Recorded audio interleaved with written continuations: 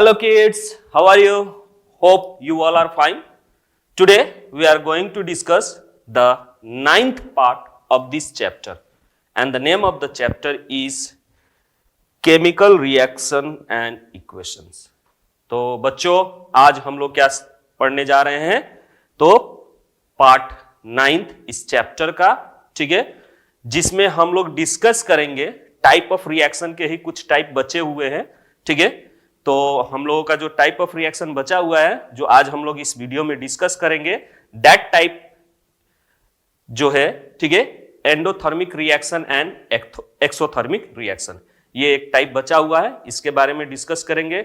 साथ साथ ही हम लोग डिस्कस करेंगे कि ऑक्सीडेशन रिएक्शन का इफेक्ट्स क्या है इन एवरीडे लाइफ, ठीक है, उसके बारे में भी हम लोग क्या करेंगे, डिस्कस करेंगे। तो आज का हमारा टॉपिक यही रहेगा, एक्सोथर्मिक रिएक्शन एंड एंडोथर्मिक, और साथ साथ ऑक्सीडेशन का जो इफेक्ट है, ठीक है, हमारे एवरीडे लाइफ में क्या क्या है उसके बारे में हम लोग डिस्कस करेंगे, ठीक है। तो before we are going to discuss और स्टार्ट द टुडेज टॉपिक, ठीक है, पिछले टॉपिक यानी पार्ट 8 में हम लोगों ने क्या क्या डिस्कस किया, थोड़ा सा उसको रिकैप कर ले, ठीक है।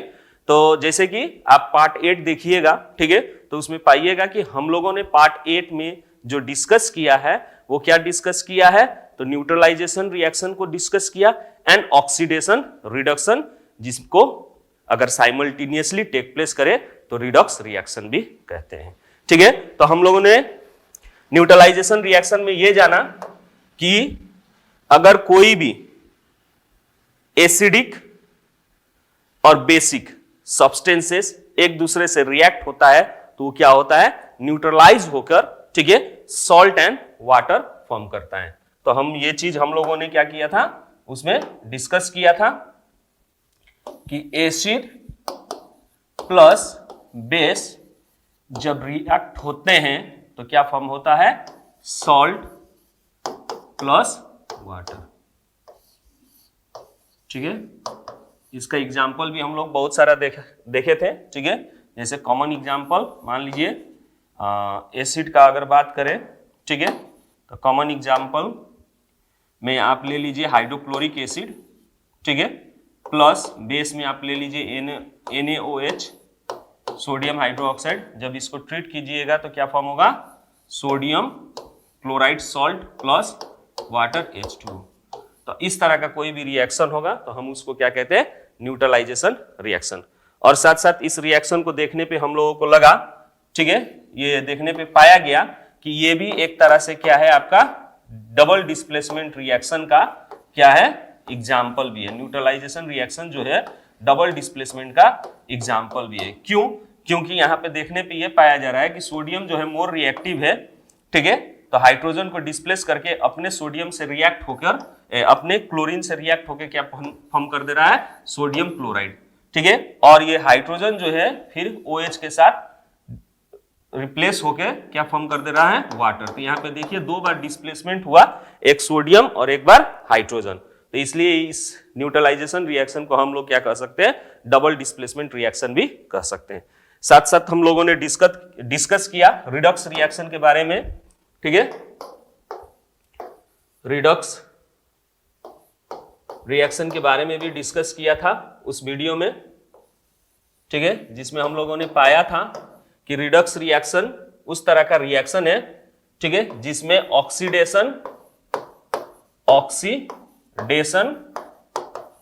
एंड रिडक्शन, ठीक है, रिडक्शन रिएक्शन दोनों एक साथ साइमल्टेनियसली टेक प्लेस करते हैं, ठीक है, ऑक्सीडेशन एंड रिडक्शन एक साथ। अब ऑक्सीडेशन क्या है, तो आप लोगों को 3 डेफिनेशन हम बताए थे ऑक्सीडेशन का, ठीक है। पहला डेफिनेशन बताए थे कि अगर किसी सब्सटेंस में ऑक्सीजन ऐड हो रहा है तो ऑक्सीडेशन रिएक्शन हुआ, या फिर हाइड्रोजन रिमूव हो रहा है तो ऑक्सीडेशन रिएक्शन हुआ। और इन टर्म्स ऑफ इलेक्ट्रॉन बात करें तो अगर किसी सब्सटेंस से इलेक्ट्रॉन लूज हो रहा है, ठीक है, तो वो ऑक्सीडेशन कहलाएगा। जस्ट ऑपोजिट होता है आपका रिडक्शन, यानी रिडक्शन वो रिएक्शन है जिसमें किसी सब्सटेंस के साथ हाइड्रोजन ऐड हो, उसको हम लोग क्या कहते हैं, रिडक्शन रिएक्शन। या फिर ऑक्सीजन रिमूव हो, उसको हम लोग क्या कहेंगे, रिडक्शन। और इन टर्म्स ऑफ क्या कहेंगे, इलेक्ट्रॉन की बात करें तो अगर इलेक्ट्रॉन गेन कर रहा है कोई भी सब्सटेंस तो उसको हम लोग क्या कहेंगे, रिडक्शन। ठीक है, तो इस तरह से अगर किसी रिएक्शन में ये चीज पाया जा रहा है दोनों साथ साथ तो उसको हम लोग क्या कहते हैं, रिडक्स रिएक्शन। जैसे कि आप लोगों ने देखा था कॉपर ऑक्साइड, ठीक है, को हम लोगों ने क्या किया था, हाइड्रोजन से रिएक्ट किया था। ठीक है, तो क्या फॉर्म हुआ था, कॉपर प्लस वाटर। ठीक है, ये सब्सटेंस फॉर्म हुआ था। तो यहां पे आप देख पा रहे होंगे कि कॉपर ऑक्साइड से ऑक्सीजन जो है क्या हो गया है, रिमूव हो गया है। ठीक है, ऑक्सीजन जो है रिमूव हो गया है, तो ये आपका क्या हो गया, रिडक्शन। क्या हो गया, रिडक्शन। यहां पे कॉपर ऑक्साइड क्या हुआ है, रिडक्शन हुआ है। अगर यहां हाइड्रोजन देखा जाए, ठीक है, हाइड्रोजन देखा जाए, ठीक है, सॉरी इस हाइड्रोजन को देखा जाए तो यहां पे आपका हाइड्रोजन में क्या हुआ है, ऑक्सीजन ऐड हुआ है। ठीक है, यहां पे ऑक्सीजन ऐड हुआ है, इसमें ऑक्सीजन रिमूव हुआ था। ठीक है, ऑक्सीजन रिमूव हुआ था, इसमें ऑक्सीजन क्या हो रहा है, ऐड हो रहा है। क्या हो रहा है, ऐड हो रहा है। ठीक है, तो अब इस ऑक्सीजन ऐड होने के कारण इसको हम लोग क्या कहेंगे, ऑक्सीडेशन कहेंगे। क्या कहेंगे, ऑक्सीडेशन। तब यहां देखिए रिडक्शन और ऑक्सीडेशन साइमल्टेनियसली एक ही इक्वेशन में क्या हो रहा है, टेक प्लेस हो रहा है। ठीक है, तो इसलिए इस रिएक्शन को हम लोग क्या कहेंगे, रिडक्स रिएक्शन। साथ साथ हम लोगों ने उस वीडियो में oxidising agent and reducing agent के बारे में भी डिस्कस किए थे।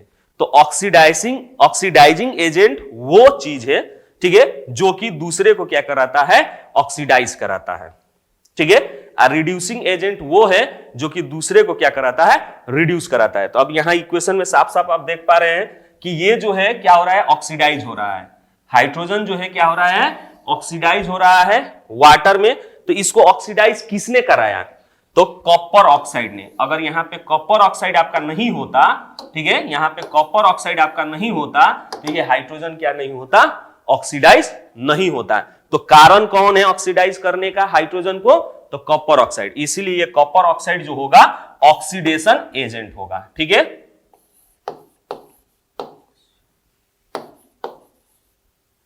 ठीक है, ऑक्सीडाइजिंग एजेंट होगा। ठीक है, ऑक्सीडाइजिंग एजेंट। ठीक है, अब दूसरा देखिए कॉपर ऑक्साइड यहां पे क्या हो रहा है, रिड्यूस हो रहा है। ठीक है, कॉपर ऑक्साइड यहां पे रिड्यूस हो रहा है, लेकिन ये कॉपर ऑक्साइड रिड्यूस यहां पे किसके कारण हुआ, तो ये हाइड्रोजन के कारण हुआ। यहां पे हाइड्रोजन नहीं होता तो ये कॉपर ऑक्साइड आपका क्या नहीं होता, रिड्यूस होके कॉपर में चेंज नहीं होता। ठीक है, तो इसीलिए यहां पे जो ये हाइड्रोजन है ये आपके क्या हो जाएंगे, रिड्यूसिंग एजेंट।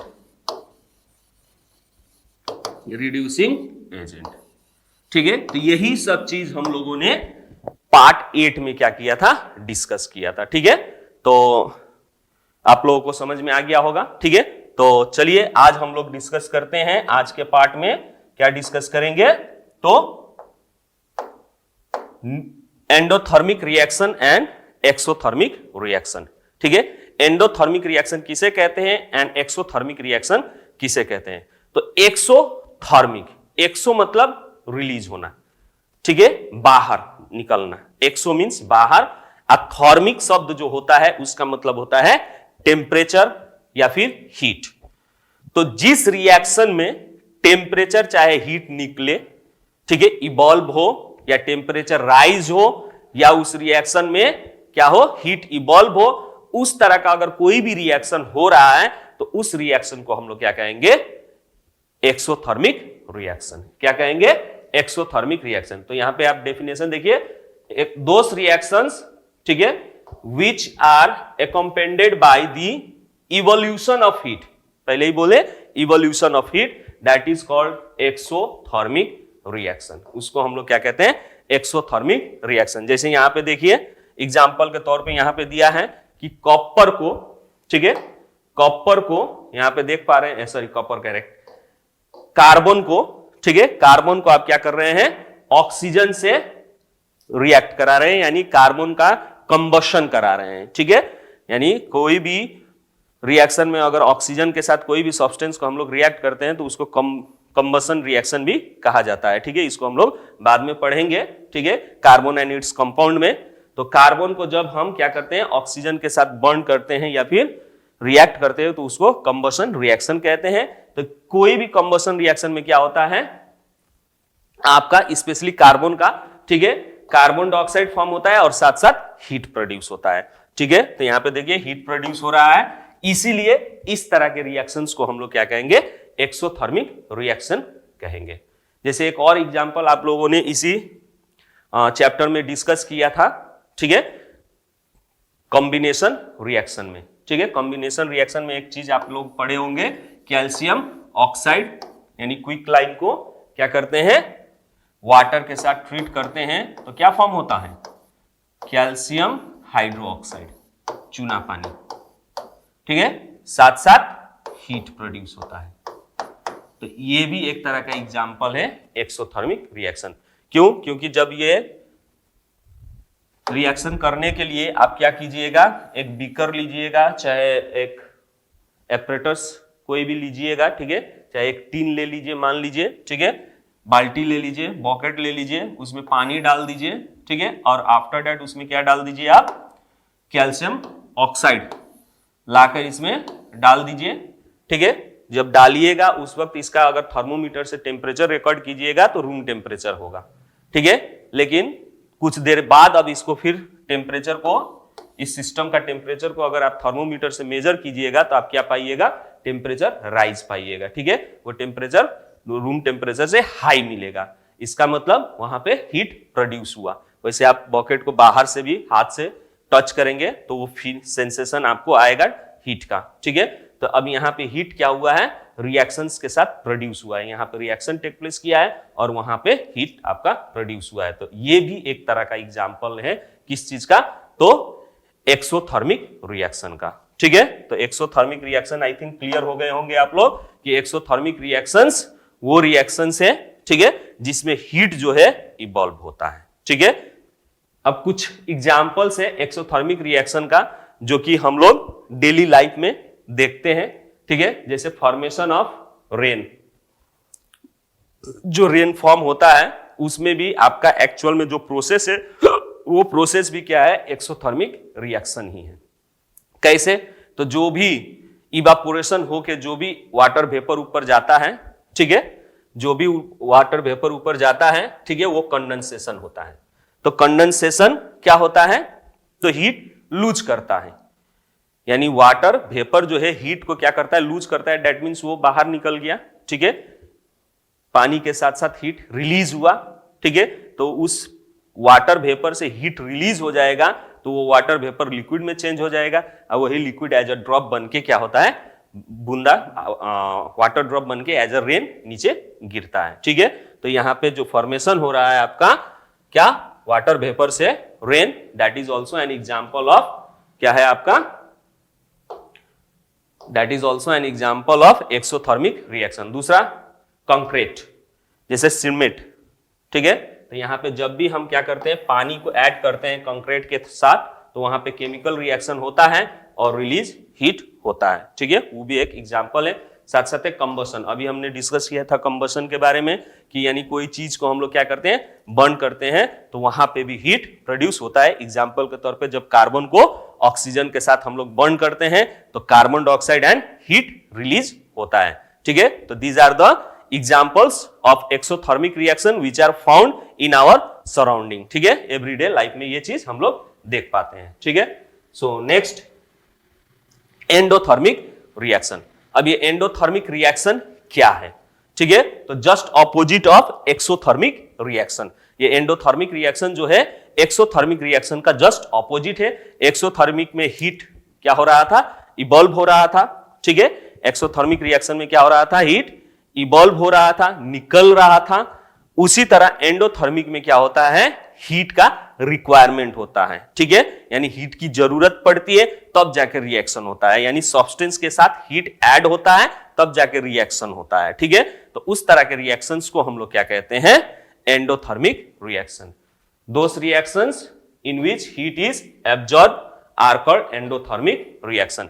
जैसे एग्जांपल के तौर पे यहाँ पे एक दिया गया है, नाइट्रोजन और ऑक्सीजन को सब जब हम लोग क्या करते हैं, रिएक्ट करते हैं, तो उस वक्त हीट एब्जॉर्ब होता है फ्रॉम दी सराउंडिंग, सराउंडिंग से वो हीट लेता है, तब जाकर रिएक्ट होता है और आपका क्या फॉर्म करता है, नाइट्रस ऑक्साइड। ठीक है, energy is being given in this reaction, energy यहां पे दिया जा रहा है तब जाके ये रिएक्शन हो रहा है, इसीलिए इसको हम लोग क्या कहते हैं, एंडोथर्मिक रिएक्शन। ठीक है, और भी रिएक्शंस है, एग्जांपल जैसे इसी चैप्टर में हम लोग डिस्कस किए, जब नाइट्रोजन को हाइड्रोजन के साथ ट्रीट कर रहे थे तो एमोनिया फॉर्म हो रहा था।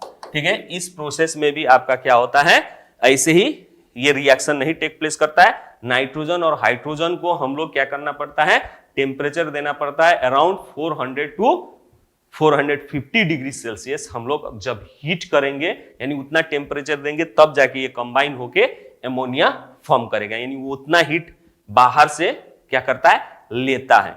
ठीक है, तब जाके आपका एमोनिया फॉर्म होता है। तो ये भी उस हिसाब से क्या हो गया, एंडोथर्मिक रिएक्शन का एग्जाम्पल हुआ। ठीक है, अब एंडोथर्मिक रिएक्शन का भी डेली लाइफ में हम लोगों का क्या है, देख पाते हैं। एंडोथर्मिक रिएक्शन हमारे चारों तरफ होता है, जैसे फोटोसिंथेसिस हो रहा है, तब ये एंडोथर्मिक रिएक्शन का ही क्या है, एग्जाम्पल है। क्यों, क्योंकि फोटोसिंथेसिस होने के लिए आपका सनलाइट की जरूरत पड़ती है।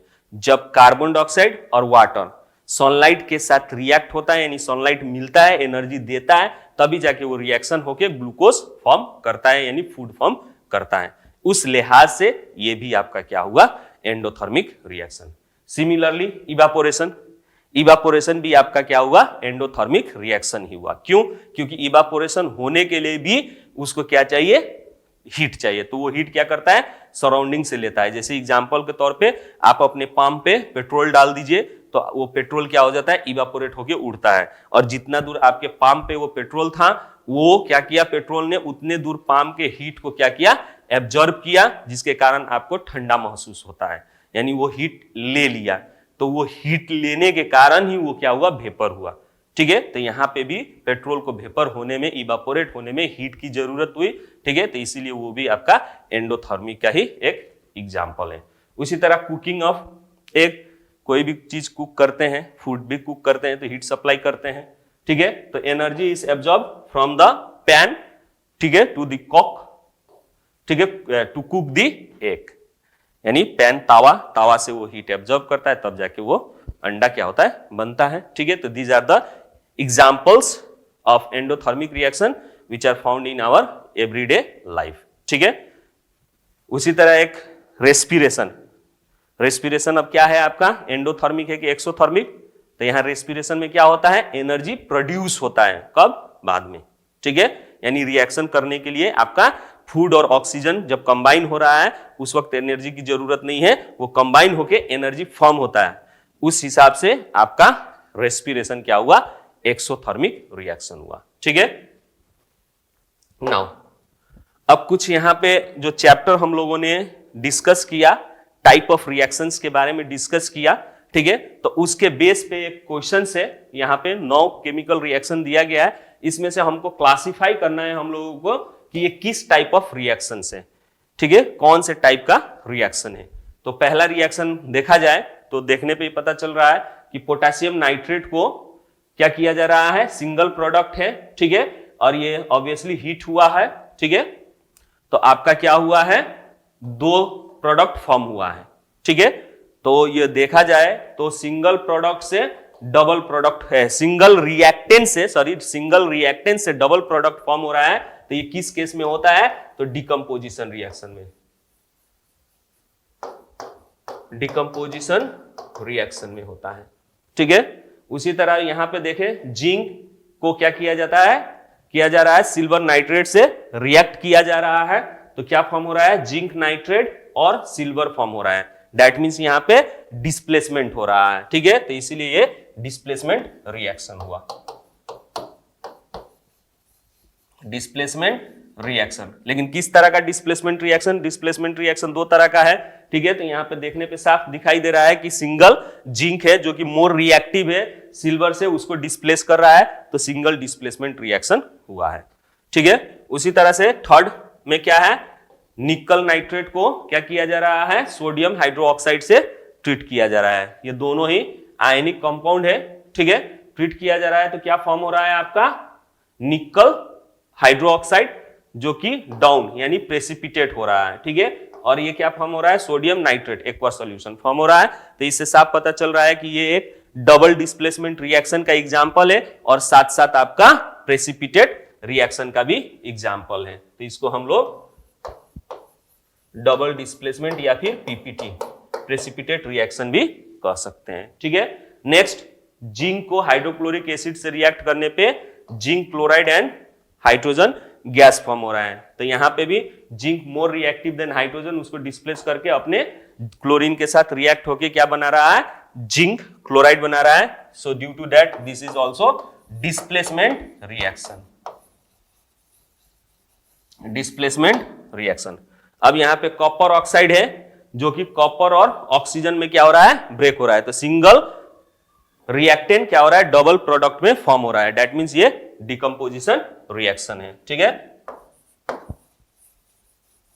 डिकम्पोजिशन रिएक्शन, ठीक है। उसी तरह क्लोरीन जो है सोडियम ब्रोमाइड, ठीक है, सोडियम ब्रोमाइड से रिएक्ट हो रहा है और bromine and sodium chloride form कर रहा है, ठीक है। तब यहां पे देखने पे ये पता चल रहा है कि क्लोरीन जो है मोर रिएक्टिव नॉन मेटल है then the bromine, non metal से मोर रिएक्टिव होता है।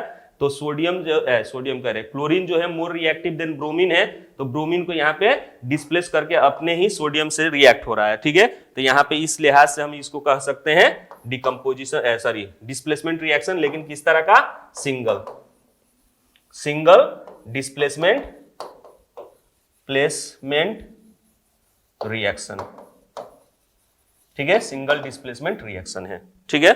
उसी तरह से मैग्नीशियम ऑक्साइड है, मैग्नीशियम ऑक्साइड को क्या हो रहा है, कार्बन से रिएक्ट किया जा रहा है, ठीक है। तो क्या फॉर्म हो रहा है आपका, कार्बन मोनोऑक्साइड और मैग्नीशियम, ठीक है। तो इस केस में भी आपका डिस्प्लेसमेंट हो रहा है, ठीक है। तो इसको भी हम लोग क्या कहेंगे,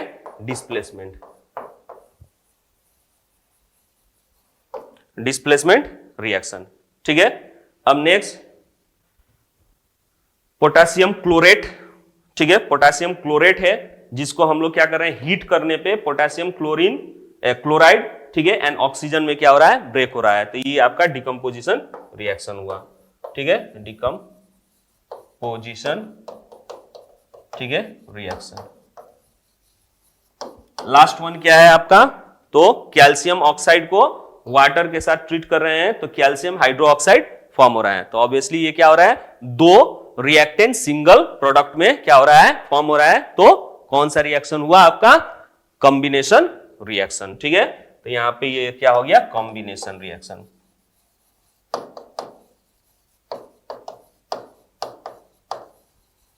कॉम्बिनेशन रिएक्शन, ठीक है। तो these are the, in this way we can classify, ठीक है, इसको इस तरह से क्लासीफाई किया जा सकता है। उसके बाद से फिर एक क्वेश्चन है, name the substance oxidise, reduce, oxidising agent, reducing agent in the following reaction. ये 4 रिएक्शन दिया है, इसमें कौन ऑक्सीडाइज हुआ है, कौन रिड्यूस हुआ है, कौन ऑक्सीडाइजिंग एजेंट है और कौन आपका रिड्यूसिंग एजेंट है, वो फाइंड करना है, ठीक है। तो पहला रिएक्शन को देखने पे पता चल रहा है, ठीक है, कि यहां से ऑक्सीजन जो है रिमूव हुआ है। तो ऑक्सीजन रिमूव हुआ है तो रिड्यूसिंग यानी रिडक्शन, इस कार्बन मोनोऑक्साइड में क्या हुआ है, ऑक्सीजन ऐड हुआ है, ठीक है। तो ये ऑक्सीडेशन, ठीक है, क्यों, तो ऑक्सीजन ऐड हुआ है, आइए क्यों, तो ऑक्सीजन रिमूव हुआ है, ठीक है। तो ये ऑक्सीडेशन या फिर ऑक्साइड कह सकते हैं, ऑक्सीडाइज कह सकते हैं, ठीक है। और ये रिडक्शन दैट मींस रिड्यूस भी कह सकते हैं, ठीक है। अब क्या फाइंड करना है, ऑक्सीडाइजिंग एजेंट कौन है और रिड्यूसिंग एजेंट कौन है। तो पहले ही हम बोले हैं, अगर जो चीज ऑक्सीडाइज हो रहा है तो उसको किसने किया वो उसका क्या होता है, ऑक्सीडाइजिंग एजेंट। तो कार्बन मोनोऑक्साइड यहां पे ऑक्सीडाइज हुआ है, लेकिन ये पॉसिबल कब हुआ? इसके कारण। तो इसी को हम लोग क्या कहेंगे? Oxidising agent. ठीक है। अब उसी तरह ये क्या हुआ है आपका? रिडक्शन हुआ है फेरस ऑक्साइड। ठीक है। Fe2O3 क्या हुआ है आपका? रिड्यूस हुआ है। तो ये पॉसिबल कब हुआ? कार्बन मोनोऑक्साइड के कारण। इसलिए इस कार्बन मोनोऑक्साइड को हम क्या कहेंगे? Reducing agent. क्लियर? उसी तरह इसको भी कर सकते हैं, ये तो कल के ही वीडियो में हम लोग किए हैं। ठीक है। MnO2 एल्यूमिनियम के साथ। ठीक है। तो यहां पे ऑक्सीडेशन क्या हुआ है? देखिए रिमूव हुआ है, तो रिडक्शन हो गया, रिडक्शन हो गया। ठीक है। एल्यूमिनियम क्या हुआ है? में ऑक्सीजन ऐड हुआ है, तो ये क्या हो गया? ऑक्सीडेशन। ठीक है। अब ऑक्सीडेशन हुआ तो ये ऑक्सीडाइजिंग एजेंट हुआ, क्योंकि इसके कारण आपका क्या हो रहा है? ऑक्सीडेशन हो रहा है। तो ये ऑक्सीडाइजिंग एजेंट। और एल्यूमिनियम आपका ये रिड्यूस हो रहा है, तो किसने कराया? एल्यूमिनियम ने। तो एल्यूमिनियम आपका रिड्यूसिंग एजेंट, रिड्यूसिंग एजेंट। ठीक है। उसी तरह यहां सोडियम और इसमें देखिए। ठीक है। तो सोडियम का अब ना तो यहां पे, अब इस केस को थोड़ा सा समझ ले। ठीक है। NaCl2 रिएक्ट हो रहा है, तो क्या फॉर्म हो रहा है? NaCl। अब यहां पे ध्यान दीजिए, ना तो ऑक्सीजन की बात है ना हाइड्रोजन की बात है। तो अब इसमें ऑक्सीडेशन और रिडक्शन निकाले कैसे? तो तीसरा डेफिनेशन दोनों का दिए थे, according to the number of electrons. ठीक है। तो यहां पे देखिए, ये इसका ऑक्सीडेशन नंबर, ठीक है, ये आयन फॉर्म में नहीं है, तो ऑक्सीडेशन नंबर 0 है। ठीक है। क्लोरीन का भी ऑक्सीडेशन नंबर 0 है, लेकिन जब ये कंपाउंड को आप तोड़िएगा तो Na प्लस और Cl माइनस। ठीक है। तो यहां देखिए Na से क्या बना है? Na प्लस बना है। तो कैसे बना होगा? तो इसने इलेक्ट्रॉन क्या किया होगा? Na से इलेक्ट्रॉन लूज हुआ है। इलेक्ट्रॉन लूज होगा तो Na प्लस होगा, इलेक्ट्रॉन लूज होगा तो Na प्लस होगा। दैट मीन्स डेफिनेशन के हिसाब से जो सब्सटेंस इलेक्ट्रॉन लूज करता है वो क्या कहलाता है? ऑक्सीडेशन कहलाता है। तो यहां पे ऑक्सीडेशन। ठीक है। यहां पे ऑक्सीडेशन। उसी तरह क्लोरीन का देखिए, क्लोरीन से Cl माइनस हुआ है। कब ये होगा? जब क्लोरीन इलेक्ट्रॉन लेगा, क्लोरीन में इलेक्ट्रॉन ऐड होगा तो वो Cl माइनस, यानी क्लोरीन गेन करेगा इलेक्ट्रॉन तो Cl माइनस। तो ये डेफिनेशन के हिसाब से देखे तो रिडक्शन का डेफिनेशन ये कहता है कि जो सब्सटेंस क्या करते हैं? इलेक्ट्रॉन गेन करते हैं, वो क्या कहलाते हैं? वो क्या होते हैं? रिडक्शन होते हैं। तो यहां पे ये क्या हुआ है? Reduction, reduction. ठीक है। तब फिर ऑक्सीडाइजिंग एजेंट पता करना हो, रिडक्शन, रिड्यूसिंग एजेंट। तो कारण देख लीजिए, रिडक्शन यहां पे हो रहा है, तो इसको कौन रिड्यूस कर रहा है? तो ये सोडियम। ठीक है। सोडियम के कारण ये रिडक्शन हो रहा है, तो ये आपका क्या हो गया? Reducing agent. ठीक है। अब इस केस में अब सोडियम आपका ऑक्सीडेशन हो रहा है। ठीक है। ऑक्सीडाइज हो रहा है, तो किसके कारण हुआ? तो क्लोरीन के कारण। तो क्लोरीन आपका ऑक्सीडाइजिंग एजेंट। ठीक है। ये क्या हो जाएगा? Oxidising agent. ठीक है। उसके बाद से नेक्स्ट एग्जांपल देख लें। तो कॉपर को सिल्वर नाइट्रेट से ट्रीट किया जा रहा है। ठीक है। कॉपर को सिल्वर नाइट्रेट से ट्रीट किया जा रहा है। ठीक है। कॉपर को सिल्वर नाइट्रेट से ट्रीट किया जा रहा है, तो क्या फॉर्म हो रहा है? कॉपर नाइट्रेट और सिल्वर। ठीक है। कॉपर नाइट्रेट और डिस्प्लेसमेंट रिएक्शन होगा, ये मोर रिएक्टिव है। ठीक है। तो इसको क्या करेगा? डिस्प्लेस करके आपका क्या बनाएगा? ठीक है। क्या फॉर्म होगा? तो कॉपर नाइट्रेट। ठीक है। कॉपर नाइट्रेट प्लस सिल्वर, ठीक है, ये फॉर्म होगा रिएक्शन। अब यहां पे देखिए, अब इसमें भी ऑक्सीजन की कोई ऐसी नहीं है, हाइड्रोजन का कोई बात नहीं है। अब इसका ऑक्सीडेशन नंबर 0 है, ठीक है, इसका ऑक्सीडेशन नंबर क्या है, 0 है। अब यहां से इसको ब्रेक कीजिएगा तो ये आपका क्या होगा, आयन कॉपर में, कॉपर आयन में क्या होगा, चेंज होगा, तो Cu, ठीक है, और ये NO3 है, ठीक है, तो -1 2 बार, ठीक है। तो इस तरह से आपका क्या हो रहा है, 0 से ये +2 हो रहा है, ठीक है, तो +2 हो रहा है। ऑक्सीडेशन नंबर इसका क्या हो रहा है, इंक्रीज हो रहा है, पॉजिटिव में जा रहा है, ठीक है, दैट मीन्स इसने इलेक्ट्रॉन लूज किया, तो यहां पे loss of electron, loss of electron हुआ, तो ये क्या कहलाएगा, oxidation, oxidation, that means oxidise हुआ है, ठीक है। अब ये आपका क्या हुआ है, सिल्वर, सिल्वर का देखिए यहां पे प्लस था और ये 0 हो गया, यानी इसने इलेक्ट्रॉन गेन करके अपना क्या कर लिया, प्लस साइन को रिमूव कर लिया, ठीक है। तो यहां पे आपका क्या हुआ, gain of electron, gain of electron. तो डेफिनेशन के हिसाब से ये क्या कहलाएगा, रिडक्शन, रिडक्शन। अब ये रिडक्शन किसके कारण हुआ, तो कॉपर के कारण हुआ, ठीक है। तो कॉपर आपका रिड्यूसिंग एजेंट, रिड्यूसिंग एजेंट, ठीक है। अब कॉपर जो है क्या हुआ, ऑक्सीडेशन हुआ, किसके कारण, ऑक्साइड हुआ, किसके कारण, तो सिल्वर नाइट्रेट के कारण। तो सिल्वर नाइट्रेट आपका क्या हो जाएगा, सिल्वर नाइट्रेट आपका क्या हो जाएगा, ऑक्सीडाइजिंग एजेंट, ऑक्सीडाइजिंग एजेंट।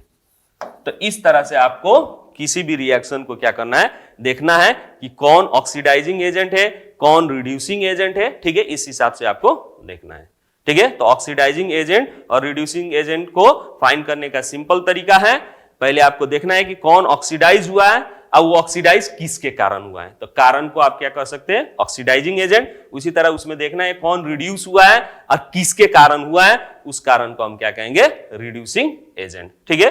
इस तरह से हम लोग फाइंड कर सकते हैं। नाउ अब आगे पढ़े तो अब अंतिम फेज पे आ गए हैं हम लोग चैप्टर का, ठीक है। तो ऑक्सीडेशन जो रिएक्शन है, वो रिएक्शन का इफेक्ट जो है हमारे लाइफ में भी, आसपास में भी, यानी हमारे लाइफ कहने का मतलब कि हमारे सराउंडिंग में भी पड़ता है, ठीक है। तो हमारे सराउंडिंग में बहुत सारे ऐसे एग्जाम्पल्स हैं, इफेक्ट्स हैं ऑक्सीडेशन का, ठीक है, जिसमें से इस चैप्टर में हम लोगों को 2 ऑक्सीडेशन जो कि हमारे चारों तरफ यानी सराउंडिंग में पाए जाते हैं उसको डिस्कस करना है, ठीक है। एक है आपका कोरोजन, ठीक है, और दूसरा है रेंसिडिटी, ठीक है। तो ये कोरोजन क्या है और रेंसिडिटी क्या है उसके बारे में जानते हैं, दोनों ही ऑक्सीडेशन है, ठीक है। तो कोरोजन एक तरह का स्लो प्रोसेस है जिसमें मेटल सरफेस कोई भी मेटल हो वो क्या हो जाता है, कोरोइड हो जाता है, वो सराउंडिंग के मॉइस्चर्स के साथ, एयर, ठीक है, वाटर वेपर के साथ रिएक्ट होके एक तरह से क्या कर लेता है, एक ऑक्साइड फॉर्म क्रिएट कर लेता है अपने सरफेस के ऊपर। वो ऑक्साइड में भी, ठीक है, ऑक्साइड हो सकता है, हाइड्रो ऑक्साइड हो सकता है, कार्बोनेट हो सकता है, या फिर सल्फाइड हो सकता है उस मेटल का, वो चीज फॉर्म कर लेता है, ठीक है, जिसके कारण उसका लुक या फिर उसका स्ट्रेंथ जिस मेटल पे ये फॉर्म हुआ है वो क्या हो जाता है, कमजोर हो जाता है, लुक खराब हो जाता है, ठीक है, अच्छा नहीं दिखता है, लस्टर जो होता है वो डल दिखने लगता है, या जो स्ट्रेंथ होता है उसका वो क्या हो जाता है, कमजोर हो जाता है। जैसे एग्जांपल के तौर पे आयरन को आप कुछ दिन के लिए बाहर पानी में छोड़ दीजिए कोई आयरन आर्टिकल से, ठीक है, कुछ दिन के बाद उस पर आप रेडिश ब्राउन लेयर पाएंगे, ठीक है, जो कि आपको जब उसको ऐसे ठक ठक नॉक कीजिएगा तो सब नीचे क्या होने लगेंगे, गिरने लगते हैं, ठीक है। अब वो मेटल सरफेस जो होता है एकदम आपका क्या होने लगता है, साइज उसका, थिकनेस उसका घटने लगता है, धीरे धीरे वहां पे आपका क्या हो सकता है, छेद यानी होल भी क्रिएट होते हैं, ठीक है। जैसे एग्जांपल के तौर पे आपको हम फिगर में दिखा दें, देखिए ये एक तरह का ग्रिल है, ठीक है, एक ग्रिल है जहां पे देखिए ये आयरन है, यहाँ देखिए किस तरह से कोरिजन हुआ है, ठीक है, और उसके बाद से ये वीक हो गया है, ठीक है, होल भी दिख रहा है। तो इस तरह का क्या होता है, आपका इफेक्ट होता है आयरन के साथ, ठीक है। उसी तरह से आप लोग देखे होंगे बहुत सारे हमारे लेडीज क्या करते हैं, ऑर्नामेंट यूज करते हैं, चांदी का, सिल्वर का ऑर्नामेंट देखे होंगे। वो लोग जब रेगुलर यूज करते हैं तो पानी और मॉइस्चर के कारण क्या हो जाता है, वो रिएक्ट होके, ठीक है, नेचर में हाइड्रोजन सल्फाइड पाया जाता है हमारे, ठीक है, उसके साथ वो रिएक्ट होके काला हो जाता है, ठीक है। तो अब वो क्यों होता है, तो सिल्वर जो है हाइड्रोजन सल्फाइड के साथ रिएक्ट होके सिल्वर सल्फाइड बना लेता है, जिसके कारण वो एक ब्लैक कोटेड जो है सिल्वर पे दिखने लगता है, और उसके कारण उस सिल्वर का लुक जो होता है, चाहे वो पायल हो चांदी का, चाहे वो क्या कहते हैं उसको, ठीक है, रिंग चेन हो, ठीक है, गले में जो पहनते हैं चेन हो, वो सब क्या हो जाते हैं, कुछ दिन के बाद वो काले हो जाते हैं, ठीक है।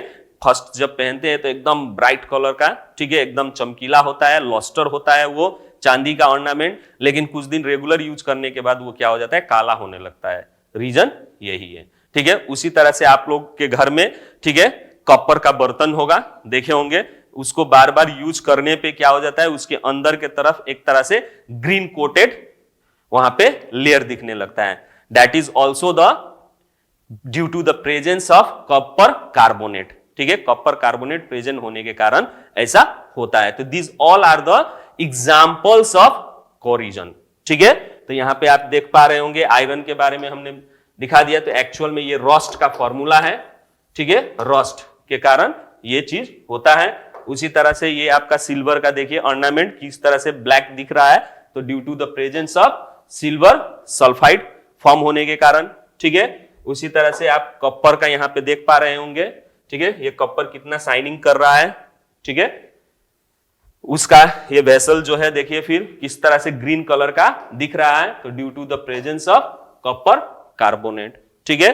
तो इन सब के कारण आपका क्या होता है, ये कॉपर जो है ग्रीन कलर का दिखता है। तो this all are the examples of corrosion, जो कि एक क्या है, ऑक्सीडेशन है, ठीक है। अब इसको प्रिवेंट कैसे करें, ये क्वेश्चन बार बार पूछा जाता है कि अगर कोरिजन हो रहा है तो इसको प्रिवेंट कैसे करें, ठीक है। तो देयर आर द 3 मेथड्स, ठीक है, उससे आप क्या कर सकते हैं, प्रिवेंशन कर सकते हैं इस चीज को, ठीक है। तो पहला पेंटिंग, एक्चुअल में ये होता कैसे है, तो मेटल सरफेस और इन्वायरमेंट में जो मॉइस्चर है उसके कनेक्ट के कारण होता है, कांटेक्ट के कारण होता है। तो क्यों ना हम मेटल सरफेस पे ऐसा कोई चीज लगा दें जो कि उस इन्वायरमेंट में जो मॉइस्चर है प्रूफ बन जाए, ठीक है, एक तरह का कवर करे, उसको कांटेक्ट होने ना दे। तो एक सबसे सिंपल है पेंटिंग। इसीलिए आप लोग देखे होंगे कोई भी लोग गेट और लोहे का कोई भी सामान बनाते हैं घर पे भी यूज करने के लिए, ठीक है, तो उसमें क्या करते हैं, पेंट करके, ठीक है, प्राइमर मारते हैं, उसके बाद से पेंट कर देते हैं, पेंट करके उसको लगाया जाता है, जिसके कारण उसका लाइफ जो होता है बहुत दिन तक चलता है, ठीक है, विदाउट रॉस्टिंग। दूसरा ग्रीसिंग एंड ऑयलिंग, एक दूसरा चीज है, उसको आप क्या कर दीजिए, उस सरफेस को जो कि आपका क्या है, आयरन का हो चाहे कोई भी चीज का हो, जो कि मॉइस्चर के कांटेक्ट के कारण अगर वो क्या हो जा रहा है, कोरिजन हो रहा है, ठीक है, तो उसको आप क्या कर लीजिए, ग्रीस लगा दीजिए, ठीक है, या फिर तेल लगा दीजिए, ऑयलिंग कर दीजिए। तो वो जो मॉइस्चर होगा उसके साथ कांटेक्ट होगा, तो वो मॉइस्चर क्या करेगा, एक तरह का लेयर बना लेगा मेटल के ऊपर, जो कि उसको कनेक्ट होने नहीं देगा, ठीक है। उसी तरह से एक केमिकल मेथड है गैल्वेनाइजेशन, ठीक है, गैल्वेनाइजेशन आप लोग क्लास 7 में भी पढ़े होंगे। गैल्वेनाइजेशन वो प्रोसेस है जिस प्रोसेस से आयरन आर्टिकल्स को, ठीक है, मॉइस्चर होने से बचाया जाता है बाय कोटिंग अ जिंक लेयर। जिंक जो होता है मॉइस्चर से कम रिएक्ट करता है, इसीलिए जिंक का एक पतला सा कोट जो होता है आयरन आर्टिकल्स के ऊपर क्या कर दिया जाता है, चढ़ा दिया जाता है, जिसके कारण वो क्या नहीं होता है, आयरन आर्टिकल्स आपका रस्ट नहीं होता है, साथ साथ उसका लुक भी क्या हो जाता है, बढ़ जाता है। तो in this way we can save और we can prevent the corrosion, metals from the corrosion, ठीक है। तो आई थिंक सबको ये समझ में आया होगा। अब एक नेक्स्ट हमारा टॉपिक है, दैट इज रेंसिडिटी। एक्चुअल में ये रेंसिडिटी क्या है, तो एक प्रोसेस है जिसमें जो हम लोग खाना खाते हैं, जो खाना में ऑयल या फैट होता है, वो ऑयल और फैट क्या हो जाता है, ऑक्सीडाइज होके क्या बनता है, उससे बैड स्मेलिंग आता है। ठीक है, तो जैसे ह्यूमिड कंडीशन में ज्यादातर ये चीज होता है, आप लोग भी सुबह का खाना को क्या कीजिए, शाम को खाने की कोशिश कीजिएगा हॉट एंड ह्यूमिड कंडीशन में, तो जैसे ही खाना सामने आएगा एक बैड स्मेल आता है। एक्चुअल में वो क्यों आता है, तो ड्यू टू उसके अंदर प्रेजेंट होता है आपका फैट और ऑयल्स, ये क्या हो जाता है, ऑक्सीडाइज हो जाता है। एरियल ऑक्सीडेशन के कारण वो चीज प्रोड्यूस होता है। ठीक है, जिस प्रोसेस को हम लोग क्या कहते हैं, रेंसिडिटी। तो रेंसिडिटी एक तरह का फिनोमिनन है, जो कि स्लो फिनोमिनन है, प्रोसेस है। ठीक है, जो कि एरियल ऑक्सीडेशन कहा जाता है किसका, तो फैट और ऑयल्स का, जिससे अनप्लीजेंट स्मेल निकलता है। ठीक है, और उस खाना का स्वाद भी क्या हो जाता है, बैड लगता है, खराब लगता है। उसी को हम लोग क्या कहते हैं, रेंसिडिटी कहते हैं। ठीक है, तो ये सब लोग आप लोग देखे होंगे आपके, ठीक है, एवरीडे लाइफ में होता रहता है। अब इसका भी प्रिवेंशन है। ठीक है, तो ये प्रिवेंशन यानी एक्चुअल में होता कैसे है, तो ड्यू टू दी ऑक्सीडेशन। तो क्यों ना हम ऐसा कुछ उस खाने में डाल दें, यानी एडिंग ऑफ एंटीऑक्सीडेंट सब्सटेंस उस खाने में डाल दें। ठीक है, जिससे वो क्या हो जाएगा, आपका खराब नहीं होगा। That means substance that prevent oxidation to the food. तो बहुत सारे आप लोग देखे होंगे मार्केट में पैकेट में चिप्स आता है, तो उसमें हवा भरा रहता है, तो एक्चुअल में वो ऑक्सीजन नहीं होता है, एंटीऑक्सीडेंट होता है, जैसे नाइट्रोजन गैस। ठीक है, वो एंटीऑक्सीडेंट है। ठीक है, वो क्या नहीं करता है, ऑक्सीडेशन होने नहीं देता है। फैट्स उसके अंदर होता है, चिप्स फैट्स में या फिर ऑयल में ताले होते हैं, ठीक है, फ्राई किए होते हैं, तो उसको ऑक्सीडेशन होने नहीं देता है। तो उसको सेव करने के लिए कंपनी वाले क्या करते हैं, उसमें आयरन को क्या करते हैं, सॉरी आयरन कह रहे हैं, नाइट्रोजन को उसमें क्या करते हैं, फिल करते हैं, नाइट्रोजन गैस को, जो कि एक तरह का एंटीऑक्सीडेंट है। ठीक है, उसी तरह storing food in air tight container. अब ऑक्सीडेशन किसके कारण हो रहा है, तो एयर के कांटेक्ट में आने से। तो क्यों ना हम उस खाने को इस तरह के कंटेनर में डालें जो कि एकदम एयर टाइट हो, उसमें एयर ना जा सके। तो इससे भी हम क्या कर सकते हैं, बचा सकते हैं अपने खाने को रेंसिडिटी होने से। ठीक है, उसके बाद से एक है रेफ्रिजरेटिंग, यानी फ्रीज में डाल देना। ऑक्सीडेशन एक क्या होता है, टेम्परेचर खोजता है, एक पर्टिकुलर टेम्परेचर पे, रूम टेम्परेचर पे होता है। तो क्यों ना हम उसको क्या कर दें, फ्रीज में डाल दें, टेम्परेचर कम रहेगा। ठीक है, तो लो टेम्परेचर पे ऑक्सीडेशन क्या नहीं होता है, पॉसिबल नहीं होता है। ठीक है, तो इसीलिए उसको हम क्या कर सकते हैं, फ्रीज में डाल सकते हैं, तो वहां पे हमारा रेंसिडिटी ना होने की चांसेस हो जाएगी। ठीक है, उसी तरह replacing oxygen in the container with another gas, जो अभी अभी हम बोले नाइट्रोजन से इसको क्या कर दीजिए, रिप्लेस कर दीजिए।